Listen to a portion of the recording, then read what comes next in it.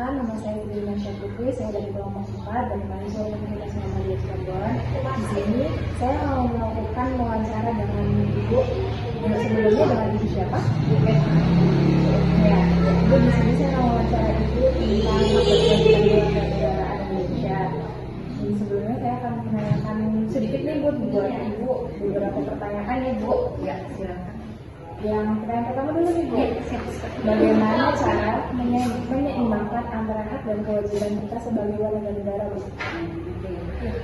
Untuk menyeimbangkan antara hak dan kewajiban kita sebagai warga negara, kita itu harus tahu posisi kita itu sebagai apa, ya, supaya mencapai keseimbangan.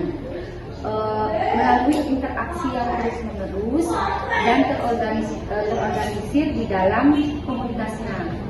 Maka warga negara terutama orang muslim atau pemuda perempuan harus dapat membangun kesadaran kolektif dan solidaritas sosial di masyarakat, keseimbangan antara hak dan kewajiban. Karena kadang-kadang kalau kita tidak seimbang akan ada penyimpangan seperti itu. Apa yang terjadi jika hak dan kewajiban tidak berjalan dengan seimbang menurut Ibu bagaimana? Salah satu alasan utamanya mengapa hak dan kewajiban tidak berjalan dengan seimbang itu adalah tidak akan tercipta suatu keadilan dalam masyarakat, ya. Terus itu akan menimbulkan suatu konflik di antara masyarakat dan akan terjadi disharmonis, tidak ada keharmonisan di dalam masyarakat. Mungkin itu dong. Lanjut Ibu ya, apa contoh kejadian yang menggambarkan hak dan kewajiban itu tidak seimbang Bu? Banyak sekali ya kejadian yang di masyarakat itu banyak sekali. Ya. Contohnya banyak sekali ketidakpatuhan masyarakat, misalkan dalam membayar pajak, tepat waktu, ada yang tidak membayar sama sekali. Terus ada juga intoleransi, ya, terus lalu lintas banyak pelanggaran.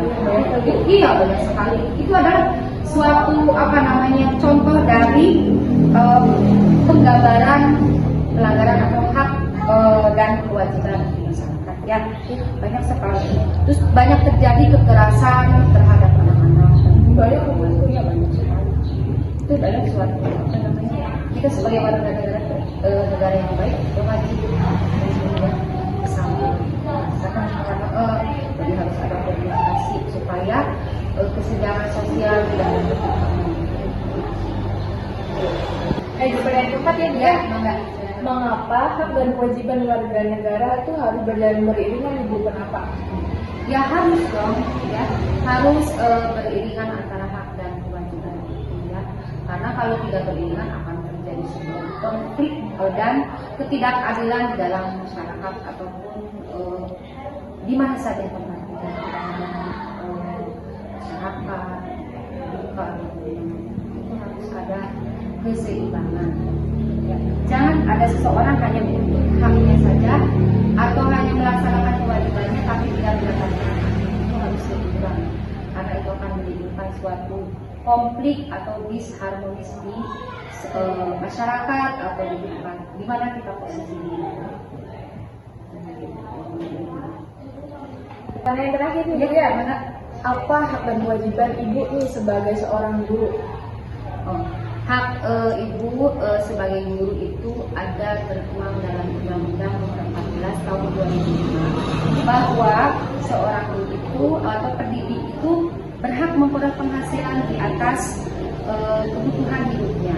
Terus minimum dan jaminan kesejahteraan sosial itu dijamin oleh kedua, yaitu mendapatkan promosi jabatan di mana saya misalkan sebagai guru bisa mendapatkan jabatan naik, misalkan itu kepala sekolah atau apa. Itu ada amin misalkan gitu ya. Itu adalah suatu hak yang harus saya dapatkan. Kewajiban saya itu adalah sebagai guru harus mempersiapkan dan mengajar anak didik sampai maksimal, mulai dari perencanaan, mengajar, mengevaluasi sampai akhir mengevaluasi pembelajaran itu hasilnya sampai mana anak didik yang dididik